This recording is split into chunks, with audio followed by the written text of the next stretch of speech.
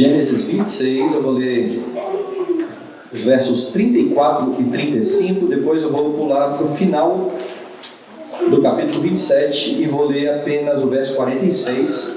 Os demais versículos eu vou ler enquanto eu explico o texto. Diz assim: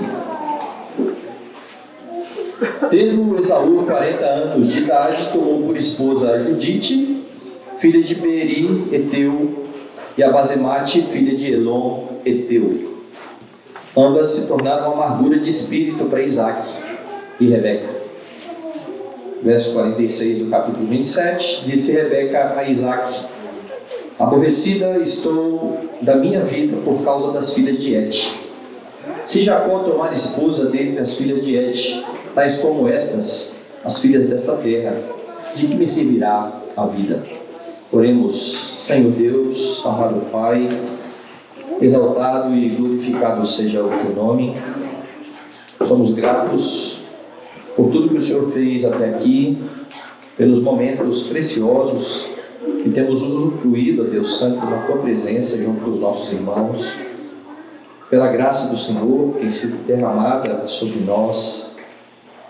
Rogamos ao Senhor que de fato transforme a nossa vida, que a tua palavra viva e eficaz nos instrua mais uma vez nesta noite, para a tua glória e louvor.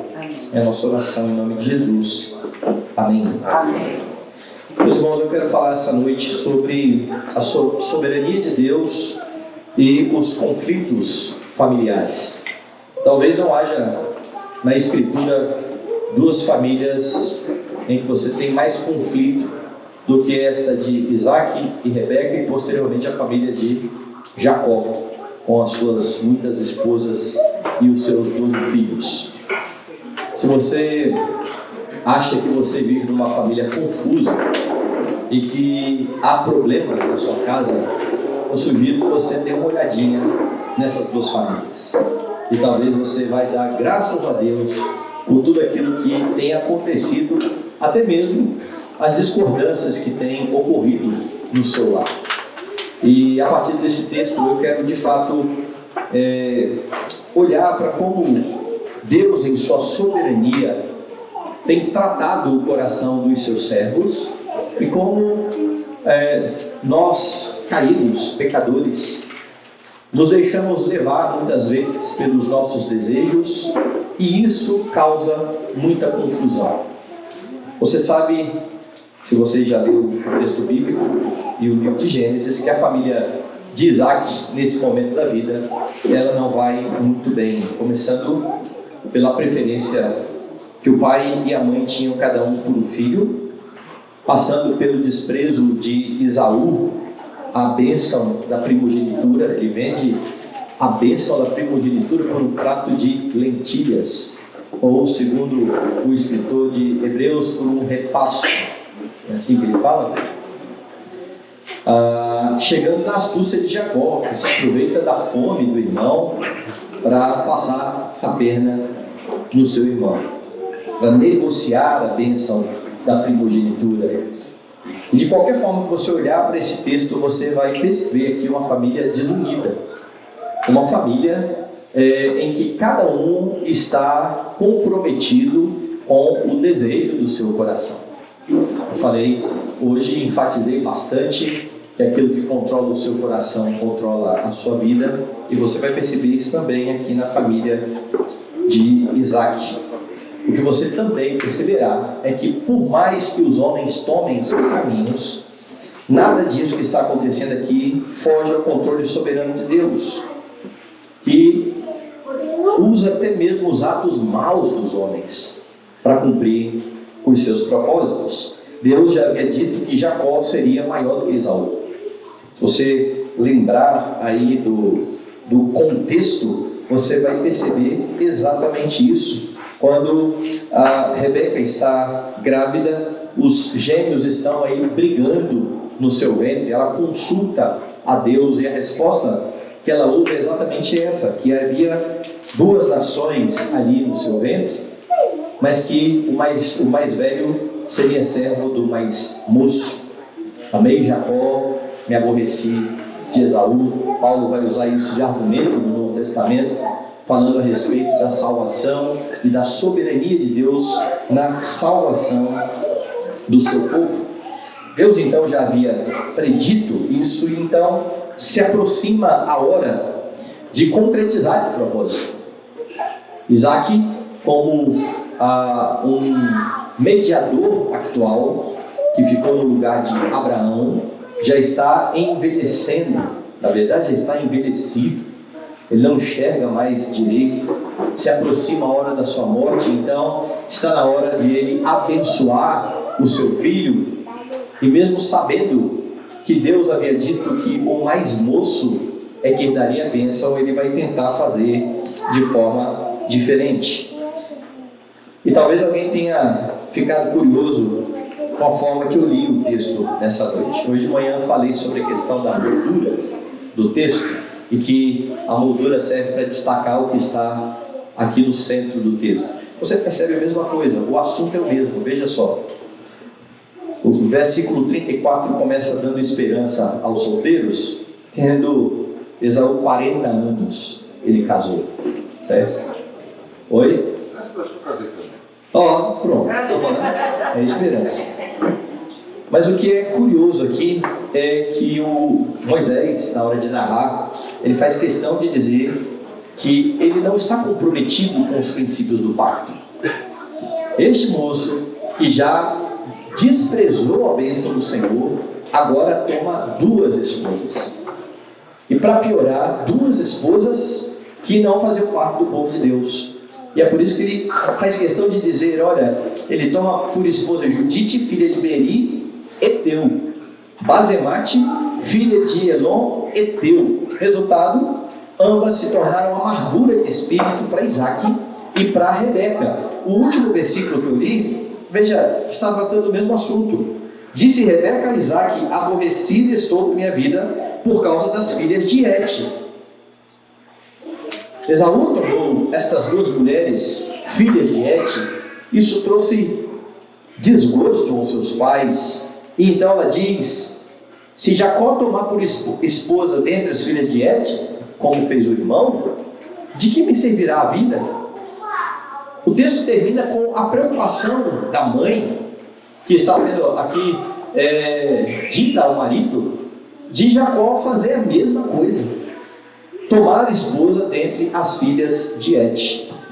E entre estes 2 relatos há uma história magnífica, triste, mas magnífica, em que você pode aprender a respeito, como eu disse, da soberania de Deus e dos conflitos familiares. Algumas lições podem ser tiradas desse texto. A primeira delas é que você não pode tentar abençoar aquilo que Deus amaldiçoou. Ou, trocando em miúdos, você não pode tentar fazer as coisas diferentes daquilo que Deus disse para você fazer. E agora eu quero ler do verso 1 ao 5, diz assim o texto: tendo-se envelhecido Isaac, e já não podendo ver, porque os olhos se lhe enfraqueciam, chamou a Esaú, seu filho mais velho, e lhe disse: meu filho. Respondeu ele: aqui estou. Disse-lhe o pai: estou velho, e não sei o dia da minha morte. Agora, pois, toma as tuas armas, a tua aljava, o teu arco, saia ao campo e apanha para mim alguma caça. E faze-me uma comida saborosa como eu aprecio, e traze-me para que eu coma e te abençoe antes que eu morra. Eu vou ler até o 4 por enquanto. Isaac vai tentar abençoar o filho que Deus disse que não abençoaria. Você já pensou no tamanho da petulância de Isaac? Quando lá atrás eu disse a sua esposa estava grávida e os meninos brigavam, Deus foi muito categórico: o mais velho será servo do mais moço. E Isaac, de uma hora para outra, percebendo que está chegando o tempo do seu fim, diz: não vai ser assim. Eu tenho um caminho melhor, eu tenho uma forma melhor, eu tenho uma maneira melhor. Deus está fazendo tudo errado. E então ele vai combinar com o seu filho. Os detalhes são importantes, ele está envelhecido e os olhos já estão enfraquecidos. E a ideia aqui é que faltava a Isaac não somente a visão física, mas também espiritualmente ele estava cego. Tão cego que ele está tramando fazer algo de forma contrária ao que Deus já havia dito. Então ele vai planejar abençoar Esaú. O problema, como eu disse, Deus já havia dito o contrário e Isaac está então deliberadamente desobedecendo ao Senhor Deus, tentando mudar a vontade de Deus. Por qual razão? Eu disse, eu dei a dica de manhã, certo? O texto diz assim, verso 1: já não podendo ver, os olhos enfraqueciam, chamou Esaú, seu filho, e disse: meu filho, respondeu: aqui estou. Disse o pai: estou velho, não sei o dia da minha morte. Toma as tuas armas, tua aljava, teu arco, sai ao campo, apanha para mim alguma caça e faze-me uma comida saborosa, como eu aprecio. Aprecie. Conte um pouquinho aí as páginas da sua Bíblia. E você vai ter assim no verso 27 do capítulo 25: cresceram os meninos. Esaú saiu perito caçador, homem do campo. Jacó, porém, homem pacato, habitava em tendas. Isaac amava Esaú porque se saboreava da sua caça. Não somente porque ele caçava, mas porque ele era um bom cozinheiro também. Ele fazia a caça e preparava a caça. A gente falou que Jacó era cozinheiro, mas Esaú parece que fazia também um bom cozinho. A diferença é que ele ia lá e matava o bicho e trazia e fazia, e o pai se deliciava com aquilo. E a razão do amor e da preferência está aí. Esaú fazia algo que o pai amava. E então, quando chega perto do momento da morte, não é sem razão que ele vai dizer: vai lá e faça uma comida saborosa, como eu amo. Na sua Bíblia está aprecio. Mas a ideia aqui é essa: faça uma comida como eu amo. E você sabe que quando a Bíblia repete algumas expressões, é porque isso é importante, certo? Então dê uma olhada no versículo 7. Traze caça e faze-me uma comida saborosa, para que eu coma e te abençoe. No verso 9: vai ao rebanho, traze-me 2 bons cabritos, deles farei uma saborosa comida para teu pai. 14: ele foi, tomou, trouxe a sua mãe e fez uma saborosa comida, como o pai dele apreciava ou amava. No verso 19 ele vai falar: come da minha caça. Vai falar de comida mais uma vez. No verso 25: chega isso perto de mim para que eu coma da caça e te abençoe, meu filho. O tempo todo, no verso 31 mais uma vez: fez também ele uma comida saborosa e trouxe ao seu pai. Você está vendo o tempo todo a repetição de uma comida saborosa como eu amo, uma comida, eu vou comer, eu vou fazer para o seu pai comer. Jacó era alguém controlado pela comida. Jacó não, Isaac. Eu disse que o que controla o seu coração controla a sua vida. Ele está disposto a abençoar o seu filho por causa da comida gostosa. E daqui a pouco você vai ver que, como a esposa sabia o que o marido gostava, é isso que ela vai usar para manipulá-lo também.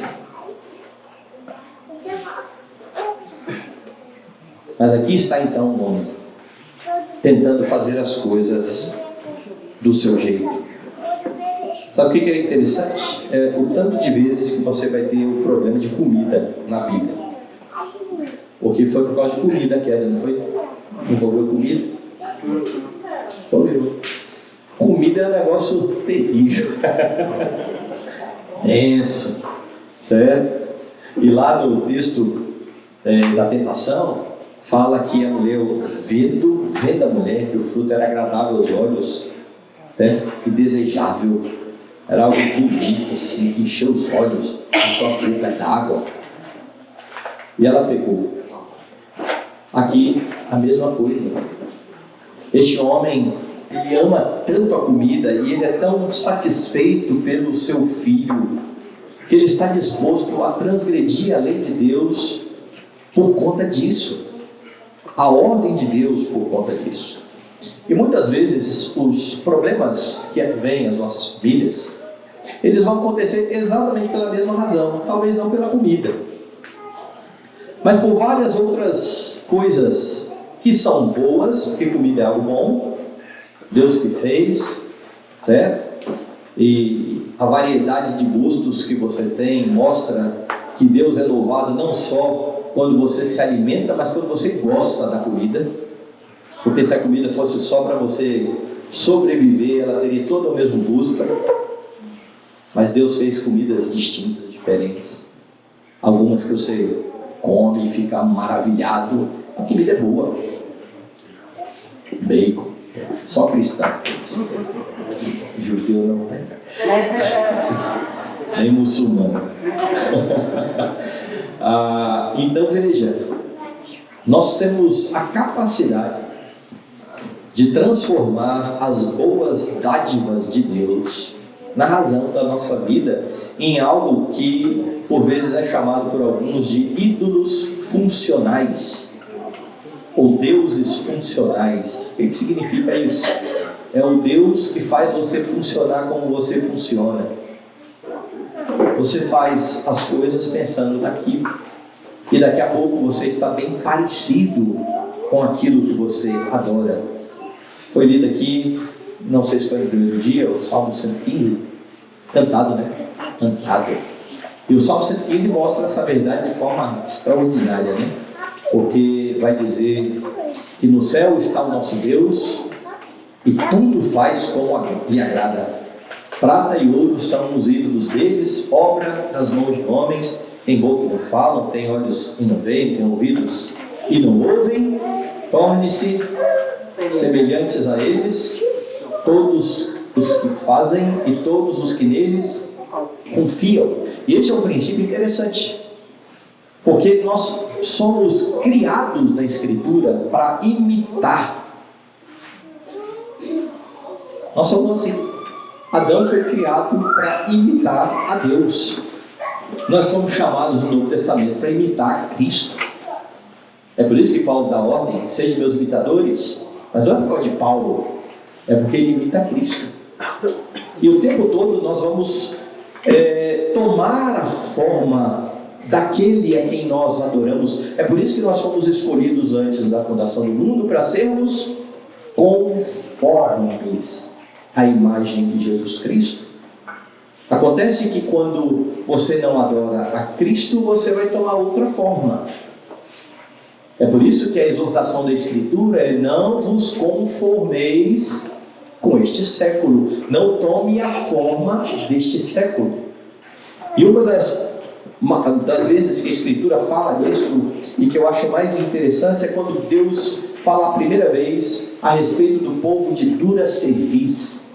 Este povo é um povo de dura cerviz.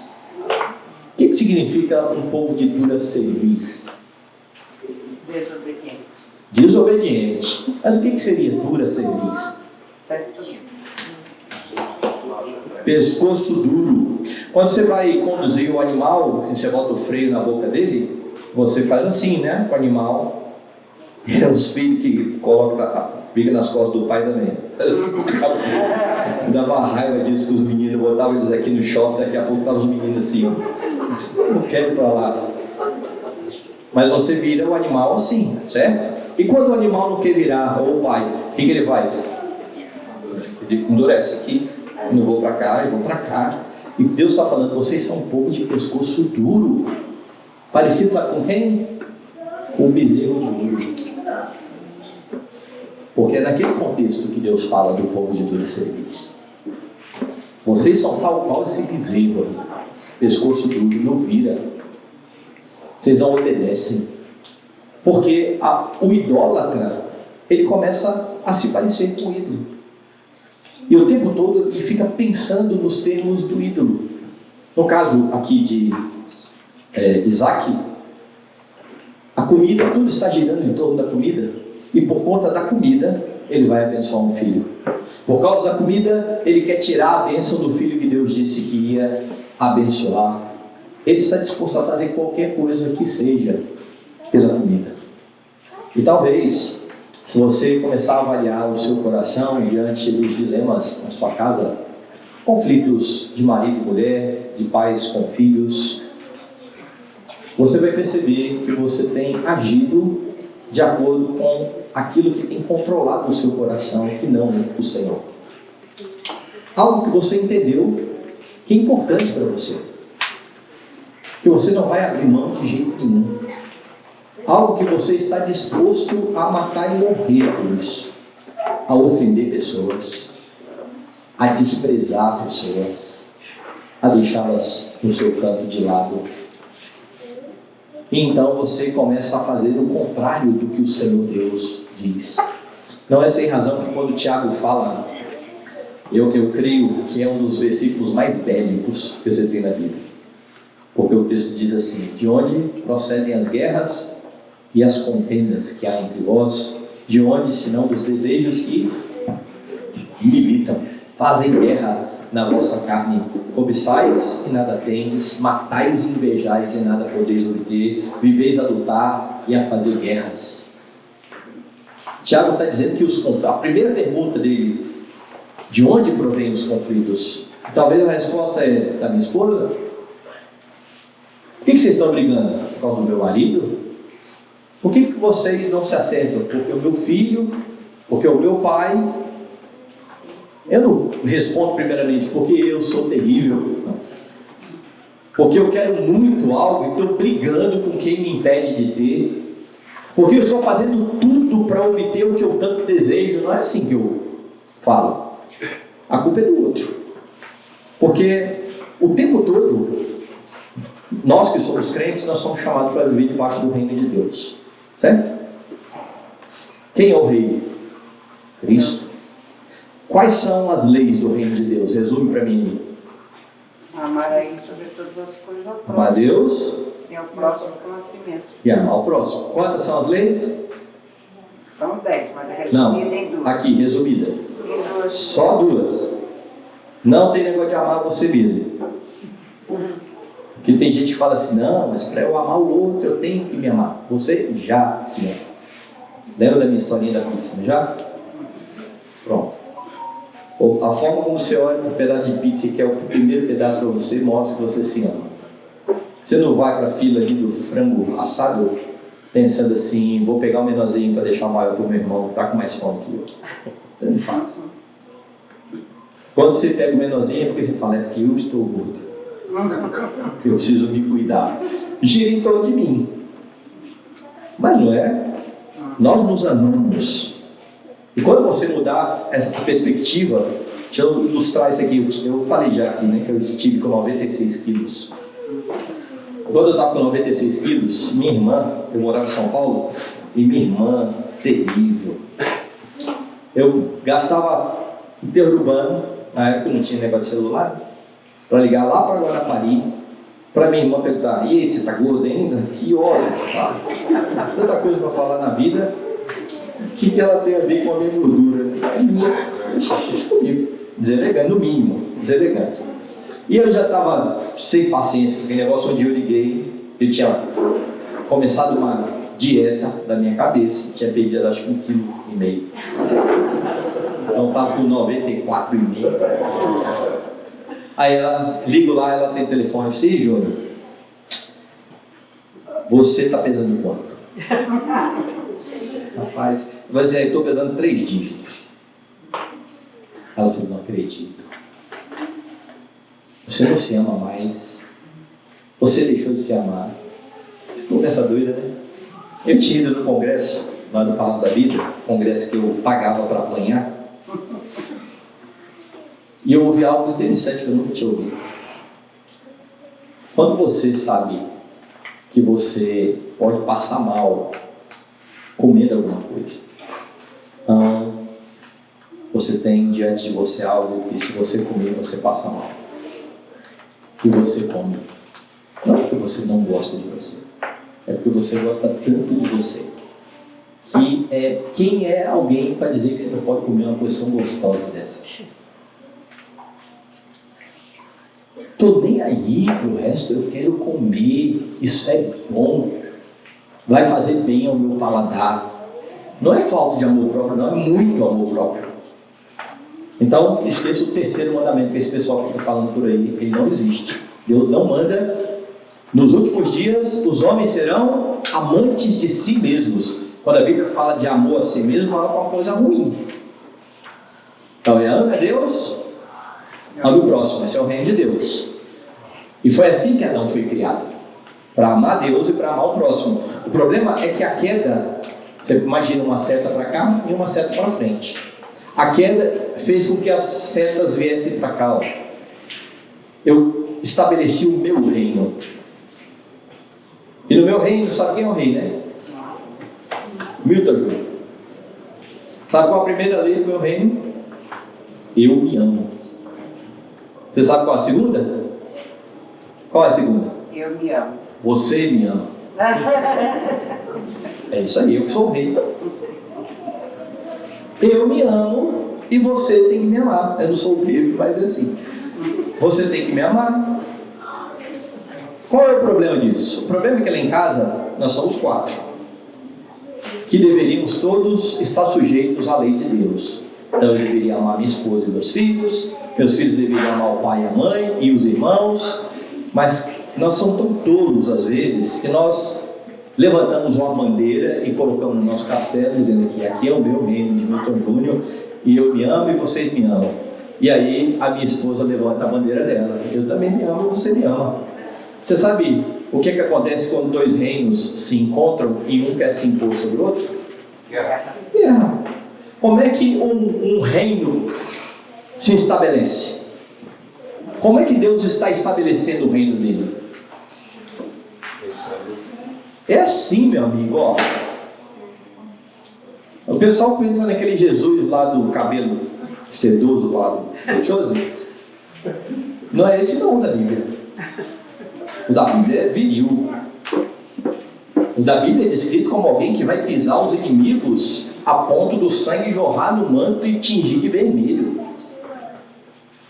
O reino de Deus está avançando porque nós temos um príncipe da paz, que é também chamado de o Senhor dos Exércitos. Até o reino de Deus é assim. Deus pisa a cabeça da serpente, daquele que quer usurpar o seu reino. O problema é quando nós queremos fazer isso uns com os outros. Porque eu tenho uma vontade de jogar bola toda quarta-feira, e a minha esposa fala, nessa quarta não tem compra. O negócio está de compra, tanto dia fazer compra, quarta-feira. Aí você fala assim, não, futebol é sagrado. Até a nossa linguagem, ela é religiosa, já viu? Futebol é sagrado. Quem é você para me impedir de jogar bola? Que negócio é esse? Então, quando os 2 reinos estão vivendo assim, nós vamos querer brigar e matar e fazer guerra. Nós vamos viver assim. Por quê? Porque Tiago disse que alguma coisa está brigando aqui. Os desejos estão fazendo guerra no meu coração, porque os desejos querem usurpar também o lugar do Senhor Deus. Eu deixo Deus de lado e digo, a minha vida será regida pelo futebol, porque se Deus regesse a minha vida, eu ia seguir a lei do reino dele. A lei do reino dele é assim, quando alguém bate numa face, eu dou a outra. E quando alguém faz eu andar uma milha, eu dou a túnica. E se alguém tomar a minha túnica, ou a capa, eu dou a túnica. Uma das 2 coisas, eu vou ficar com sem os 2. Mas quando o meu reino está em parada, você experimenta ameaçar me bater. E você vai ver como que vai ser. Andar esquece, eu não vou andar nada com você. E eu não vou deixar você levar nada. É meu. Eu me apego. Quando a lei é de Deus, eu não me vingo a mim mesmo. Mas quando a lei é minha, bateu, levou. E até quando parece que eu estou sendo crente, não me vingando, eu faço pela razão errada. Que a Bíblia diz: não vos vingueis a vós mesmos, amados, dai lugar à ira, porque está escrito: a mim me pertence a vingança, eu que retribuirei, diz o Senhor. E aí alguém faz alguma coisa com você, a sua esposa, o seu filho, e você não retribui. Ah, porque você é crente? Não, porque você vai mostrar para sua esposa que você não vai se rebaixar como ela. Não sou da sua laia, eu sou superior a você. Eu não ajo dessa forma aí, não. Então eu deixo de fazer o que eu quero, que é esganar o outro, mas só para mostrar que eu sou superior. Eu estou pecando da mesma forma. Quando é que nós vamos agir assim na família? Quando os desejos tomarem o nosso coração de tal forma que eu queira fazer a minha vontade em vez de fazer a vontade de Deus, tal qual Isaac está tentando fazer aqui. Mas a história não terminou, porque você fala assim: tá vendo? Que mulher boa. Rebeca era joia. Isaac, tudo bem. Isaac está aqui tentando fazer diferente, mas olha para Rebeca, olha para Rebeca. Verso 5: Rebeca esteve escutando enquanto Isaac falava com Esaú, seu filho.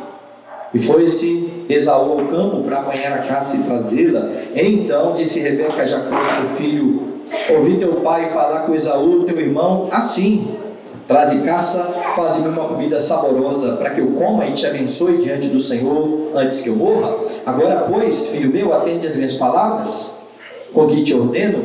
Vai ao rebanho, traze-me 2 bons cabritos, deles farei uma saborosa comida para o teu pai, como ele ama. É isso que ele quer? É isso que nós vamos dar para ele? E assim nós vamos manipular o seu pai, nós vamos enganar o seu pai. Então presta atenção. Eu já li um comentarista, na época que eu preguei em Gênesis lá na igreja, e eu já tinha estruturado o texto do jeito que eu entendia que era a mensagem do texto. Eu fui ler o comentário, e o comentário deu uma aliviada, ou como diz o pessoal da rede social aí agora, deu uma passada de pano aqui para Rebeca, dizendo: Rebeca sabia qual era o propósito de Deus. Deus havia dito que ia abençoar o filho mais novo, então ela está fazendo o que Deus queria que ela fizesse. Ela está pecando para isso. Deus faz certo, ele deve certo por mim. É quase isso aí, meu irmão. Só faltou um comentarista falar isso. Deus escreve certo por linhas tortas. Porque é verdade que Deus disse que ia abençoar Jacó? Sim. É verdade que Rebeca também queria abençoar Jacó? Sim. Mas a razão era diferente. Rebeca não está preocupada com a glória de Deus, com os desígnios soberanos do Senhor. Ela está brava porque o filhinho querido dela vai ficar sem a bênção. Porque ela não confia no Senhor Deus, que disse que ia fazer. Ela está olhando para o quadro e dizendo assim: não é que esse homem vai estragar tudo que Deus tinha dito que ia fazer? Eu vou ajudar Deus. Ela não confia no que Deus vai fazer. Na cabeça dela, é ela a grande responsável por acertar as coisas. Se identificou aí? Porque tem gente que acha que o casamento vai ser assim, né? Deixa esse indivíduo casar comigo, que eu vou ensinar tudo que a mãe dele não ensinou.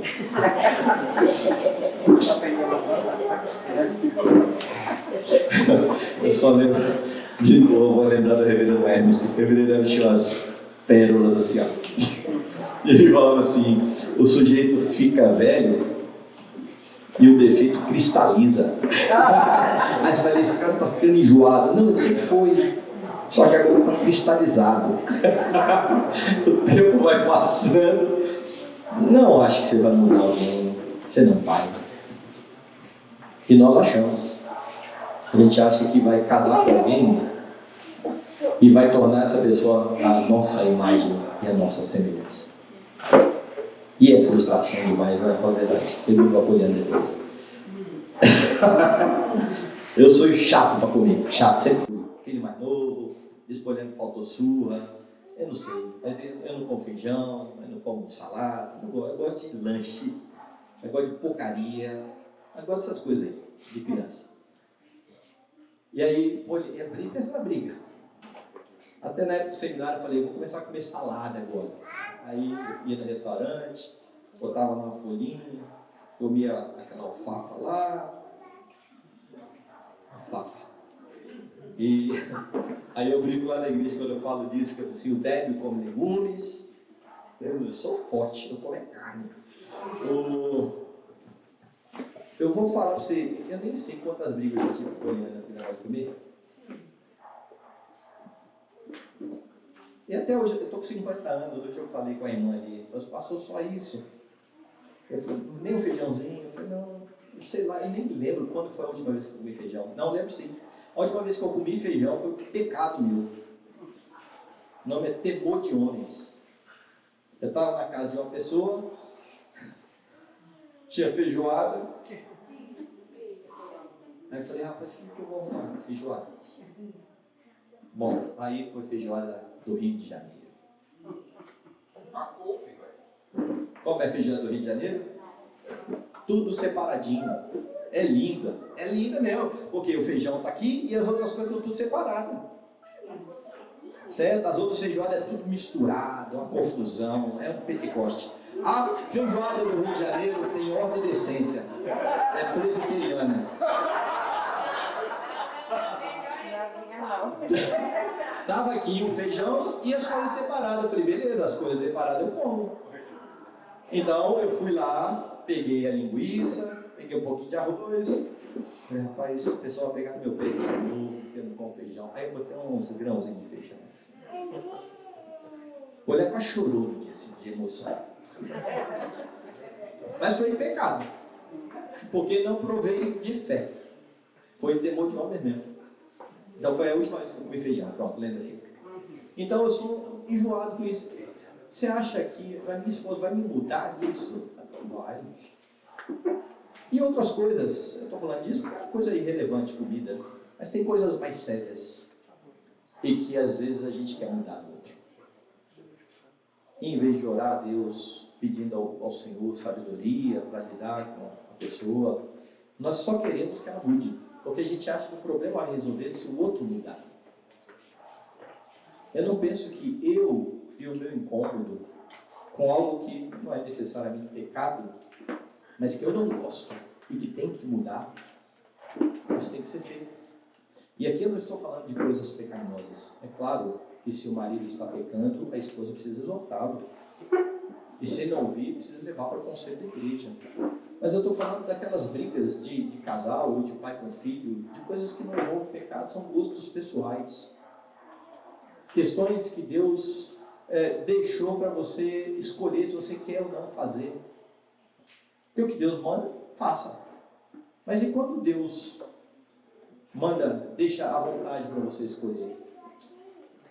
Nós não sabemos lidar muitas vezes com esta liberdade, sabe por quê? Porque nós temos medo da consequência.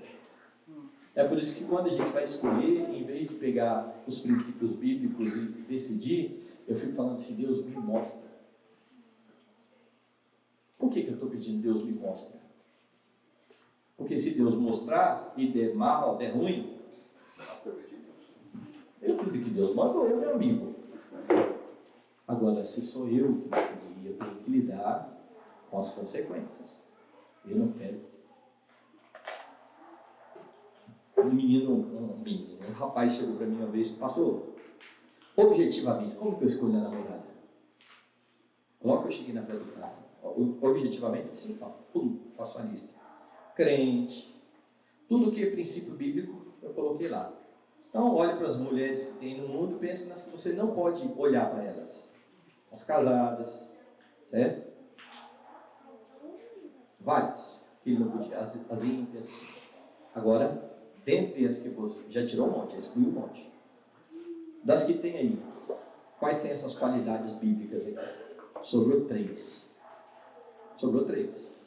Qual das 3? Qual das 3 é a vontade de Deus para você? Aí você fala assim, e agora, Senhor? Mas você pode fazer como a Bíblia, né? Senhor, eu vou dar uma volta em volta de cada uma, aqui cair. É do Senhor. Ou eu vou botar uma na cabeça que tiver com o suor, ou a que tiver com a cabeça seca, Sei lá o que você vai fazer. Por que a gente inventa essas doidices? Porque isso é doidice. Você, cara, tem uma loura ou uma morena? Você gosta mais de loura ou de morena? Eu gosto mais de morena, eu escolho morena. Mas tem gente que é tão assim que fala assim, eu gosto de morena, mas eu acho que Deus não ia querer morena não. Aí vai escolher a loura. Você está rindo e tem gente que escolhe assim mesmo. Porque acha que Deus não estraga prazer, mas a tentativa de uma direção exata é porque eu não quero decidir. Então eu vou para o casamento e eu encontro uma pessoa que tem um monte de coisa diferente, de coisas que eu não gosto. Mas não são pecado, o que você vai fazer? Mas não dá raiva algumas coisas? Dá gostos. Barba. Quando eu comecei a usar barba. Ai, barba, vocês andam. É pecado usar barba? Não. Cortar cabelo. Agora eu vou ali, mexer no olhando assim, ele falou assim, vou cortar o cabelo. Eu falei que ia fazer 40 anos e cortar o cabelo. Você é rebelde. Tem pecado cortar cabelo? Depende de qual reino você está falando. No reino de Deus? Não. No reino de Milton Júnior, no reino de Milton Júnior, isso é a sanção. Tem sanção para isso aí. Mas a gente às vezes vai brigar, vai discutir, vai fazer uma guerra absurda. Porque nós não confiamos em Deus. Essa mulher não confia em Deus. Parece que ela está fazendo as coisas de acordo com a vontade de Deus, mas ela simplesmente não confia, porque ela está tomando a frente. E para fazer as coisas, ela está escutando atrás da porta a conversa do marido. O marido está lá conversando com o filho, tem nada a ver com ela, mas ela está aqui, ó. Todo. Vou fazer do meu jeito. Ele acha? Ele vai ver quem vai no final fazer isso. Tá? Aí ela chama Jacó. Jacó é o seguinte: seu pai vai estragar tudo, nós vamos corrigir. Vai lá e pega um bicho lá que eu vou fazer a comida que ele gosta. É a comida que ele quer? É comida que eu vou dar para ele. Jacó era enganador, mas ele não era bobo, né? Porque ele diz assim no verso 11: disse Jacó a Rebeca, sua mãe, Esaú, meu irmão, é homem cabeludo e eu homem liso. Dar-se ao caso de meu pai me apalpar, passarei a seus olhos por zombador, assim trarei sobre mim maldição e não pensam. Se vai dar errado. Esse plano é ruim. Está na cara aqui que meu pai vai descobrir. Ele tem juízo um pouquinho. Um pouquinho. Essa mulher está tão obcecada por fazer a vontade dela que ela responde assim. Veja aí. Caia sobre mim essa maldição, meu filho. Então, se Isaac não tem juízo, dizendo, eu vou fazer do meu jeito diferente do que Deus disse, a mulher dele não é mais certa do que ele, não. Eu falei assim, Deus, amaldiçoar que caia sobre mim a maldição. Eu seguro a onda. Vai acontecer nada. Eu estou no controle. Vai dar certo. Ela está disposta também a pecar. E então ele foi, tomou, trouxe a sua mãe, que fez uma saborosa comida, como o pai dele apreciava. Depois tomou Rebeca a melhor roupa de Esaú, seu filho mais velho, roupa que tinha consigo em casa, e vestiu Jacó, seu filho mais novo. Com a pele dos cabritos cobriu-lhe as mãos e a lisura do pescoço. Então entregou Jacó, seu filho, a comida saborosa e o pão que havia preparado. De novo, o desejo de fazer do seu jeito é tão grande que ela pensa em detalhes. Daqui a pouco eu vou falar dos detalhes. Preparou a caça, vestiu o moço, fez um pelo fake no braço dele e mandou o menino para o pai. Eu vou fazer do meu jeito. Quantas brigas, discussões, problemas acontecem porque aconteceram porque você disse, eu vou fazer do meu jeito. Isso desde os filhos, tá? Porque os filhos entram numa onda de vez em quando de achar que eles vão fazer do jeito deles. Eles tentam pedir força para o pai e para a mãe. Eles tentam dar o jeito deles. Eles fazem aquele olho de gato do Shrek. Então hoje de manhã eu contei que minha filha, quando ela era pequenininha, eu falei com ela, não faz isso não, o papai vai chorar. E ela falou assim, pode chorar. O pai dela também faz a mesma coisa. Porque um dia os meninos estavam assim, eu falei assim, eu não me incomodo com essas caras. Não me incomodo de jeito nenhum. Pode fazer cara, pode chorar, isso só vai piorar a situação. Mas quando o filho tenta manipular pai e mãe, ele está tentando fazer as coisas do seu jeito. Quando a esposa faz o que a mulher da manhã, eu falei, faz com o marido, falando greve, ela está tentando fazer do jeito dela, ela está no controle. Quando o marido vira o jogo, dá a carta lá do revés, lá do Uno, e começa a limpar para manipular a mulher, ele está fazendo do seu jeito. Ninguém está buscando direção de Deus, ninguém está buscando os princípios da palavra de Deus, porque eu tenho o meu jeito, eu tenho a minha forma de fazer e eu estou no controle. Se eu estou dizendo que vai acontecer assim, vai acontecer assim, e a bagunça está estabelecida. A bagunça perdura. Os pecados começam a acontecer uns para com os outros. Então, o segundo princípio que você tem aqui, quando você olha para Rebeca, é que você não deve pecar, você precisa confiar em Deus. Isaac pecou para realizar a sua vontade. Rebeca está pecando porque acha que a sua vontade não será feita. Porque alguém está estragando o plano maravilhoso que ela tem para o filho dela. Quem é esse homem para fazer um negócio desse? Vou dar um jeito?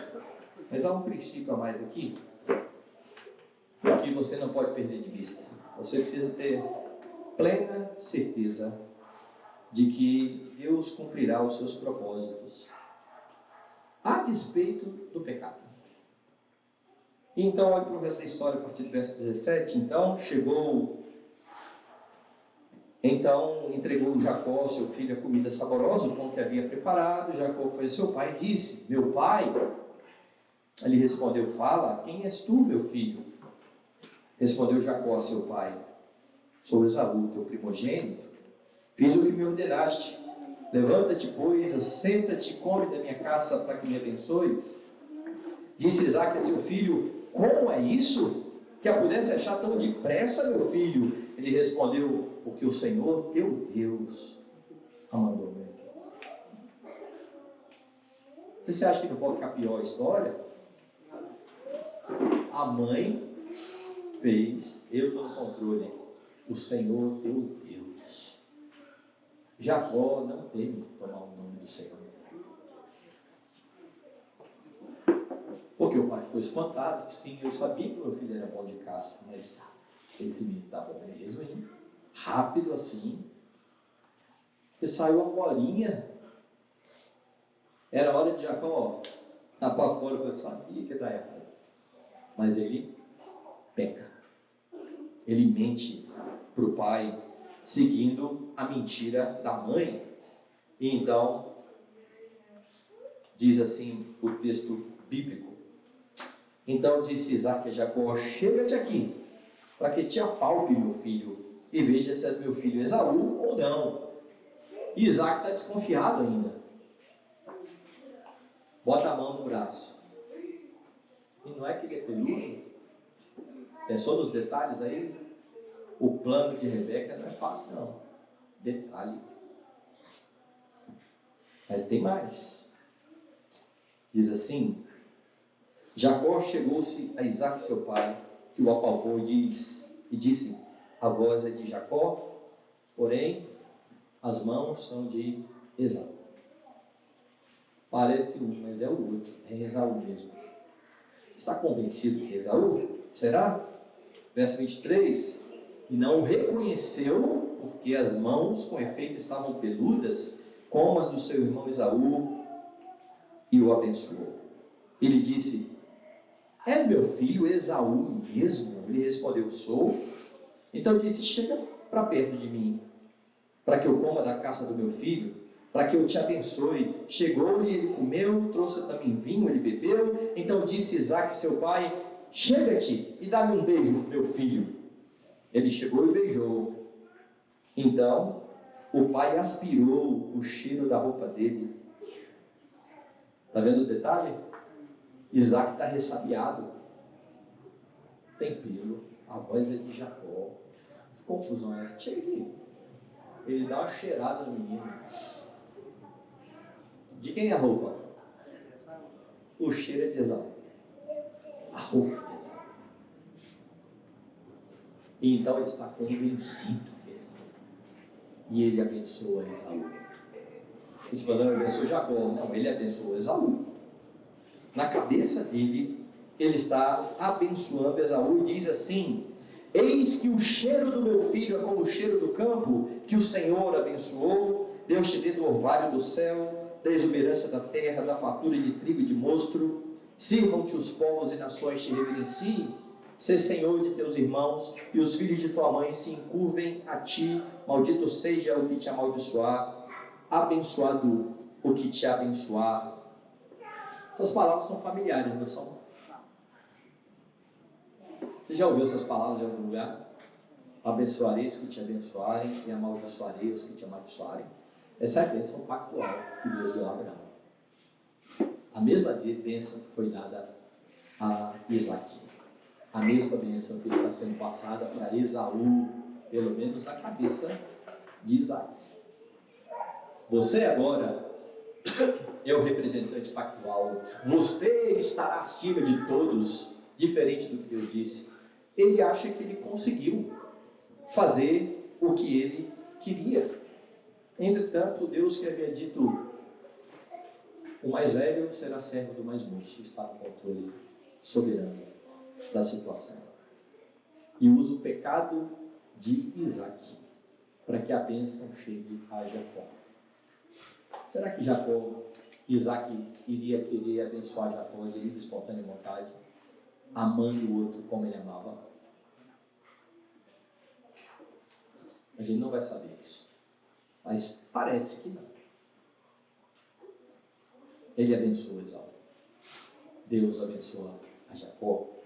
Uma das coisas bonitas que há aqui, eu ouvi de um amigo meu, é que quando você se achega a Deus de forma redimida, é claro, porque você não chega ainda amando a Deus, Deus abençoa você porque de Cristo. Isaac está abençoando Jacó pensando que é Esaú. Deus sabe que você não é filho dele, mas Ele sabe que você está representado pelo Filho dele. E por amor a Cristo, Ele abençoa a você. Você fala e Deus ouve a voz de Cristo. A bênção chega a você. A bênção chegou a quem Deus deu de direito, porque Deus é soberano e Ele cumpre cada um dos seus propósitos. Você pode ter suas vontades, a sua esposa, as dela, os filhos podem ter as suas. Você pode pecar para tentar realizá-las. Deus fará a sua vontade. E um pastor, que foi meu pastor na mocidade, um dia me disse algo que eu nunca mais esqueci, mesmo não lembrando por que eu perguntei alguma coisa para ele. O problema eu não lembro. Mas a resposta foi: Júnior, a vontade de Deus, você sofre ou você goza. Essa é a sua escolha. Você vai lamentar ou você vai ficar feliz. Deus vai fazer o que Ele quer. Deus vai fazer o que Ele quer. Deus é soberano. Por piores que possam estar as coisas na sua família, o pior que possa parecer, que não haja mais esperança, há um propósito de Deus para a sua família. Deus uniu você com o seu cônjuge. Deus deu exatamente os filhos que Ele queria dar a você. Não houve acidentes. Nós é que achamos que as coisas saíram do controle. Uma senhora, uma esposa de pastor, chegou no meu gabinete exatamente assim, falando: pastor, Eu casei com meu marido, nós éramos muito jovens, inconsequentes. Você sabe qual é o resto da história, né? Então eu abri para ela o texto de Jacó. E de como Jacó, que se aproveitou da cegueira do pai, foi passado para trás, porque ele estava cego por Raquel. Porque imagina um camarada que está olhando todo dia para a mulher e que no momento da noite de núpcias não reconhece que não é ela. Cegueira. Cegueira. Senão ele estava bêbado. Não sei, o texto não fala que ele estava bêbado. Não tinha luz. Não interessa que não tinha luz. Ele já tinha ouvido a voz dela. Ele convivia com ela. Mas ele está cego. Labão se aproveitará da cegueira de Jacó. Do mesmo jeito que Jacó está se aproveitando da cegueira do seu pai. Jacó vai provar lá do expediente que ele está usando aqui. E vai dizer para o senhor, o que você está fazendo? Eu tinha que ter lembrado o que ele fez com o pai. E talvez alguém diga assim, pastor, mas o senhor não está falando que Deus está usando isso tudo? Deus está cumprindo a sua vontade? Está. Mas há mais dois princípios que você precisa lembrar aqui no texto. O primeiro deles é que quando você peca, você precisa se arrepender do seu pecado. E arrependimento é diferente de remorso. Então veja, eu afirmei que Deus está cumprindo sua vontade soberana, mesmo que esteja todo mundo aqui pecando, cada um vivendo para o seu reino. Porque no reino de Isaac, o que importa é comida boa. No reino de Esaú, o que importa é receber a bênção. Porque ele é o primogênito, não interessa o que Deus falou. No reino de Rebeca, o que importa é o filhinho que ela gosta estar no lugar que ela almeja para ele. No reino de Jacó, é levar vantagem em tudo. Cada um comprometido com o seu reino, cada um pecando para fazer do seu jeito, Deus soberanamente fazendo a sua vontade.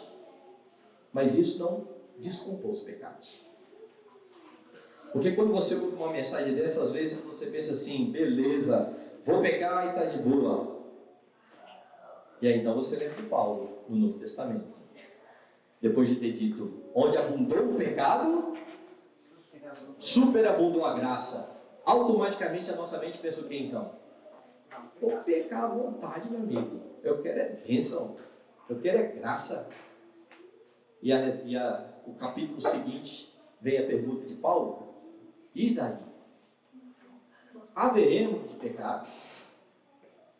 De modo algum. Paulo joga duro ali com os romanos. Porque pecado é algo com que nós não brincamos.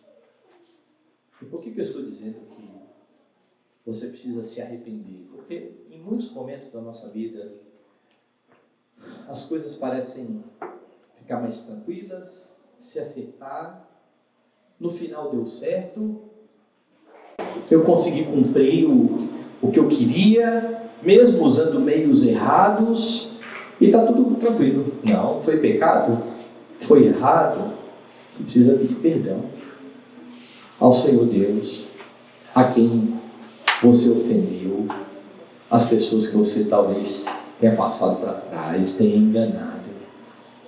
Nós não colocamos o pecado debaixo do tapete. Nós confessamos os pecados. Mas por que eu estou dizendo que precisa ser arrependimento em vez de remorso? Verso 30. Diz assim o texto.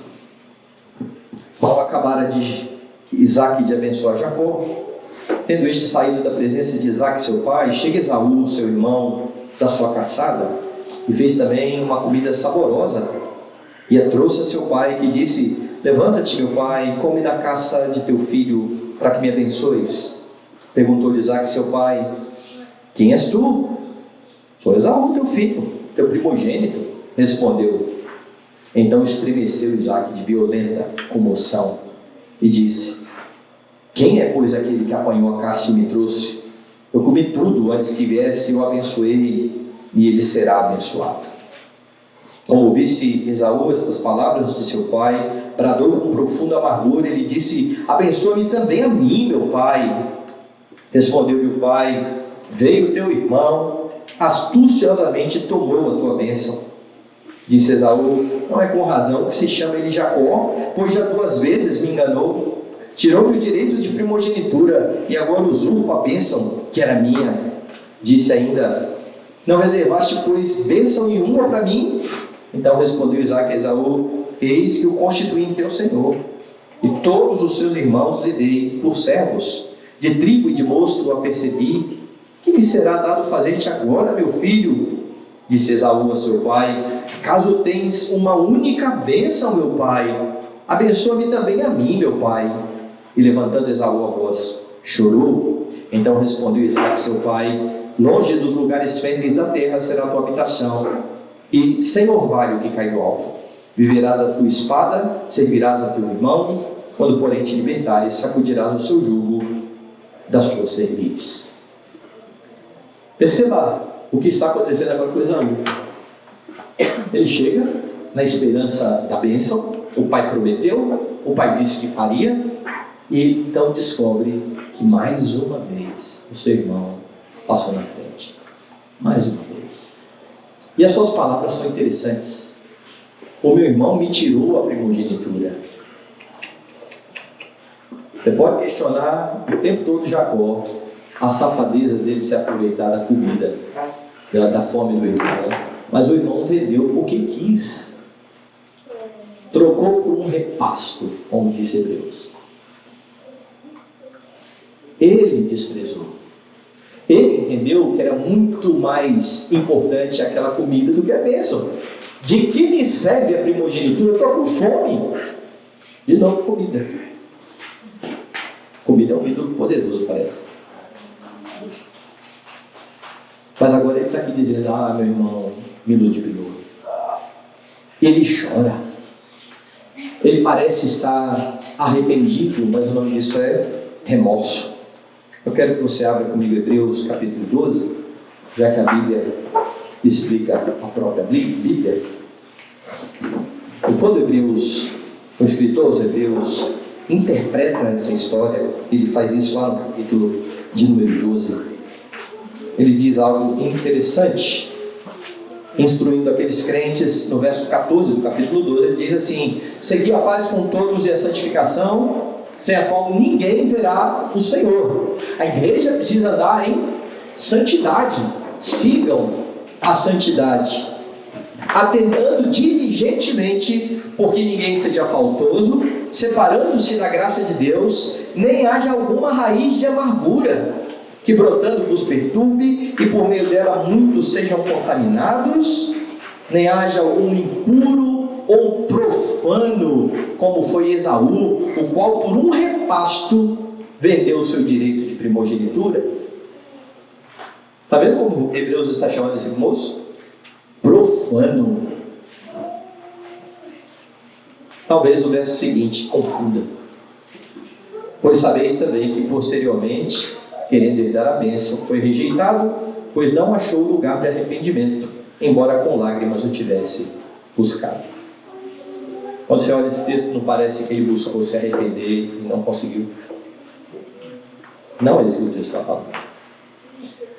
Não pode ser, porque a Bíblia é muito clara: coração compungido e contrito não desprezarás a Deus.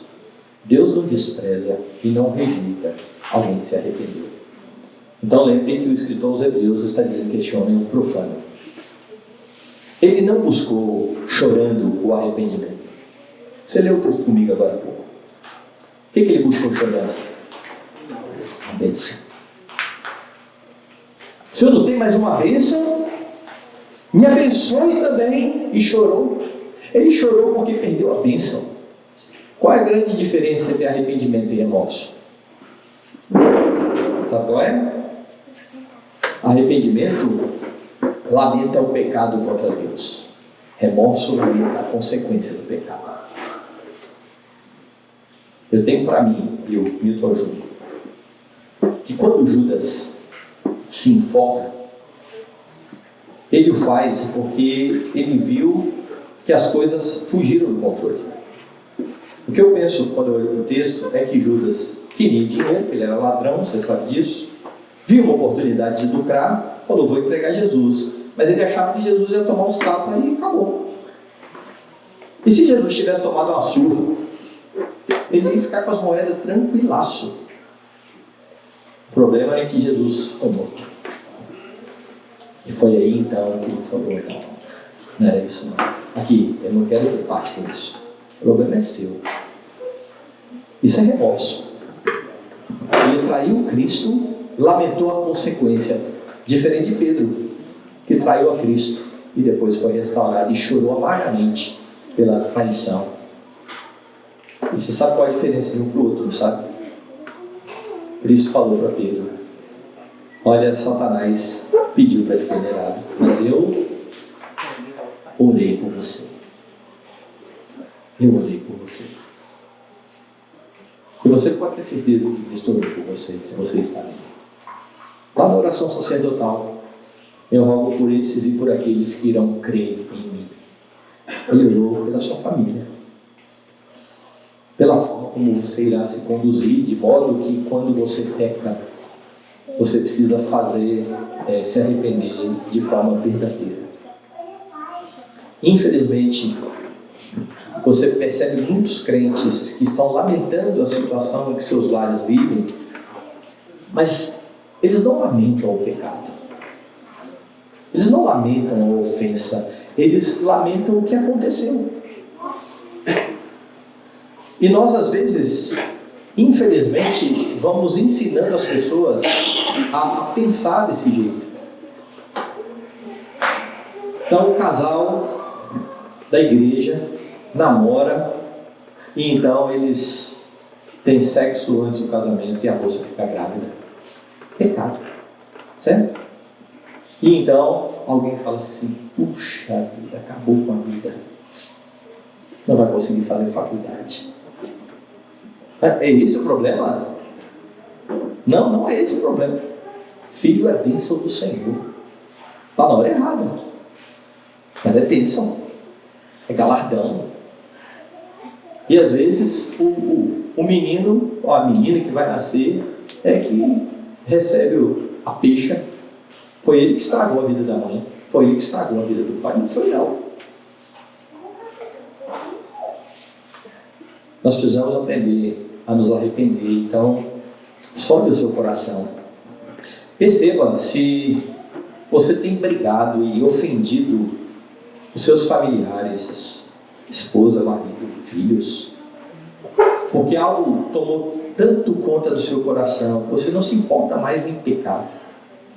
Se arrependa, peça perdão a Deus verdadeiramente, porque tem muita gente sofrendo depois que o pai e a mãe morrem, dizendo assim, puxa vida, eu não pedi perdão ao meu pai, não é por causa da ofensa, é porque ele não está conseguindo lidar com o fato de que morreu brigado com o pai e mãe. Não lamentou a briga, fui um tolo, briguei pelo que eu não deveria brigar, não, puxa vida, como é que eu vou viver agora sabendo que eu morri sem falar com meu pai e com minha mãe? Que a mãe morreu. Como é que eu vou viver dessa forma? Isso é lamentar a consequência. Nós precisamos nos arrepender verdadeiramente. Esaú está chorando, mas ele está chorando porque ele perdeu a bênção.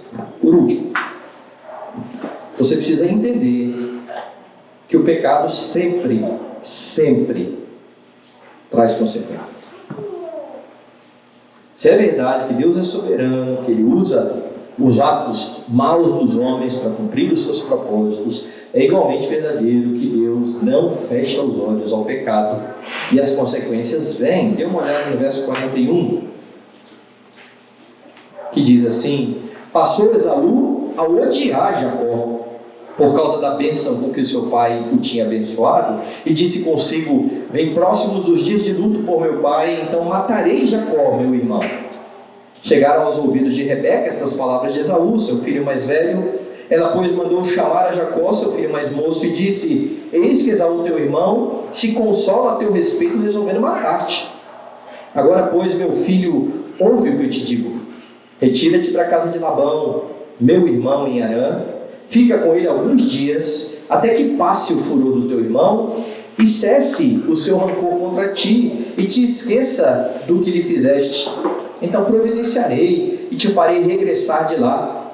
Por que hei de eu perder meus 2 filhos num só dia? Disse Rebeca a Isaque: aborrecida estou da minha vida por causa das filhas de Et. Se Jacó tomar esposa dentre as filhas de Et, tais como estas, as filhas desta terra, de que me servirá a vida? Está vendo a quantidade de problema aqui? Esaú passa a odiar o seu irmão. Tá bom, eles não se davam bem, parece. Mas agora ele quer matar o seu irmão. Basta meu pai morrer que eu vou matar. A mãe ouve. É o filho preferido. É o queridinho. É aquele que ela está disposta a dizer que Deus me amaldiçoe para ele ser abençoado. E agora ela está afastada do filho. O filho vai viver longe dela. Porque ela tem medo que um irmão mate o outro. Eu vou perder 2 filhos. Mas se ela não tivesse envolvido nesse monte de encrenca, os 2 filhos estavam ali. Isso é consequência de tudo aquilo que ocorreu, de tudo aquilo que aconteceu. Pior, você percebe que ela agora fica aflita porque ela está longe. O filho mais velho já tomou 2 esposas que não era para tomar, já trouxe problema e ela fica com a cabeça fervilhando agora, preocupada. Jacó vai fazer o mesmo, ele está tão longe. Se ele fizer a mesma coisa, o que vai ser da gente? Ela está atormentada com tudo o que está acontecendo. A família está em total desarmonia. Pecado. Porque o pecado traz confusão. Então não ache que porque Deus é soberano e está no controle e vai usar até mesmo o seu pecado, que está tudo bem. Porque você vai lidar com as consequências do pecado. E como eu li aqui no primeiro dia, tudo quanto outrora foi escrito para o nosso ensino foi escrito. E se Deus deixou registrado tudo isso na Escritura, por que você vai querer também passar por coisas que os seus irmãos já passaram e você está vendo o resultado? Isso é tolice. Isso é tolice. A não ser que você seja daqueles que dizem assim: não, eu preciso quebrar a cabeça para aprender. E eu costumo dizer o seguinte: você tem 2 caminhos. Você pode quebrar a cabeça ou você pode tomar um caminho melhor que esse. Você pode aprender com quem já quebrou. E Deus, na sua infinita graça, deixou aqui para você,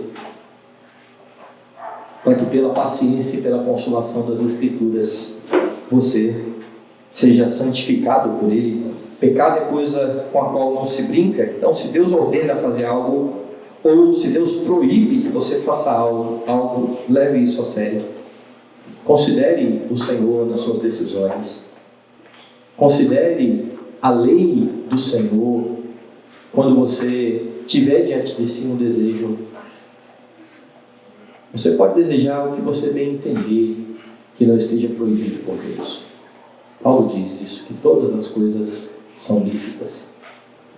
Mas ele observa que você não pode se deixar dominar por nenhuma delas. Porque a partir do momento que você se deixa dominar por algo lícito, aquilo se torna ilícito. Aquilo se torna pecado.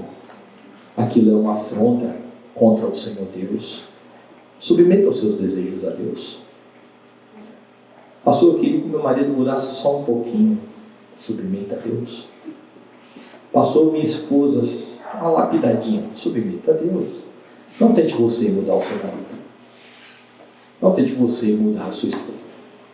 Porque quando nós queremos fazer, nós manipulamos, nós gritamos, intimidamos, fazemos como Lameque, matei um rapaz que me feriu, o outro que me pisou. Como diz Paul Tripp, se grito mudasse alguém, Jesus não precisava morrer na cruz. Não muda. Submeta a Deus. Espere no Senhor. Confie e faça a sua parte. Uma das coisas que eu acho mais interessantes nas ordenanças de Paulo para marido e mulher é que o tempo todo a ordem é para quem precisa fazer. Você não tem na Bíblia um mandamento assim: mulheres, cobrem amor dos seus maridos? Tem? Ou maridos, cobrem submissão das mulheres? Mas geralmente é assim que nós fazemos. Aqui, você está muito submisso, Deus fala para você submisso, não vai ser não? Só o que, cara? Ó, você tem que me amar, Deus fala que você tem que me amar como morra por mim. Não, aguenta aí. Mulheres, sejam submissas aos seus maridos, mesmo se ele não te amar, como Cristo amou a igreja. Ganhe ele sem palavras, como diz Pedro. Maridos, ame a sua esposa, mesmo que ela não se submeta a você, mesmo que ela não seja fácil. Foi você que escolheu casar com ela, lembra disso aí. Por vezes, estas coisas serão difíceis, mas a ordem é para você, não é para o outro. Faça o que Deus manda você fazer. Confie naquilo que Ele irá fazer a partir de então. E é por isso que para aqueles que não casaram ainda, vai uma dica via Douglas Wilson. Douglas Wilson fala algumas coisas interessantes quando ele trata, principalmente com as moças. Ele fala assim: se você está interessado em um rapaz e você é intelectualmente superior a ele, cuidado, porque você terá que se submeter a ele e a liderança dele. Se você olha para uma moça e você vê que ela é meio bravona, assim, negócio, ela não é muito de se submeter, é do freio. Não adianta depois ficar reclamando e querer esfregar a Bíblia na cara dos outros. Deus pode mudar? Pode. Deus pode transformar maridos? Essa é a nossa oração. Essa é a pregação da igreja. Mas é Ele que muda. Deus pode transformar esposas? É lógico, nós cremos nisso e é por isso que nós pregamos. Mas é Ele que muda. Quanto a nós confiamos nele. Nós não pecamos para conseguir aquilo que nós queremos.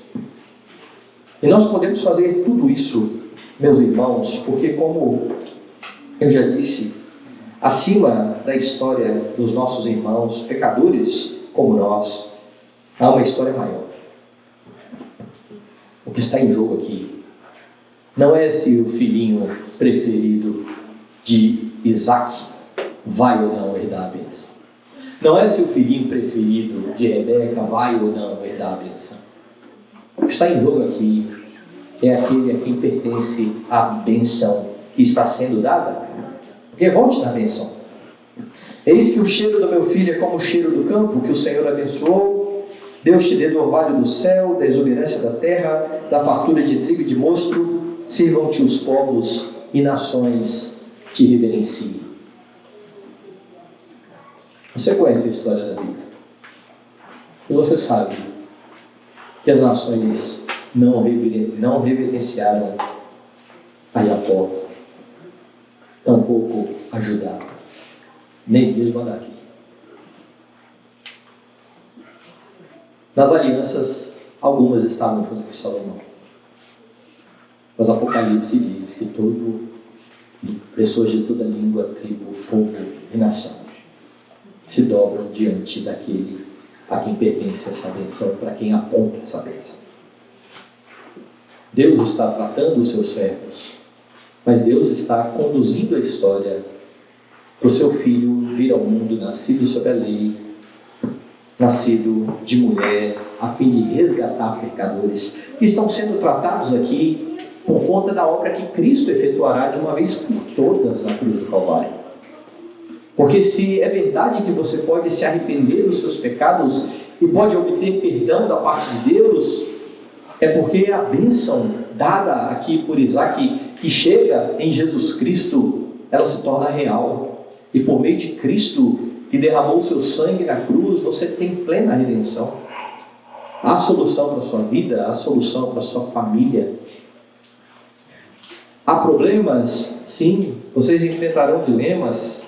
Sim. Mas vocês contam com aquele que é o Deus Todo-Poderoso, diante de quem se dobrarão todas as nações. É Ele que precisa ser a razão da sua vida e da sua família.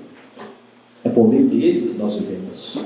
É para a glória dele que nós existimos. Que tudo isso seja realidade em sua família. E que diante dos dilemas, vocês se lembrem dos passos que a Escritura nos ensina para lidar com os problemas. Não faça do seu jeito. Deus tem um jeito melhor, mais eficaz e que traz glória ao seu santo nome.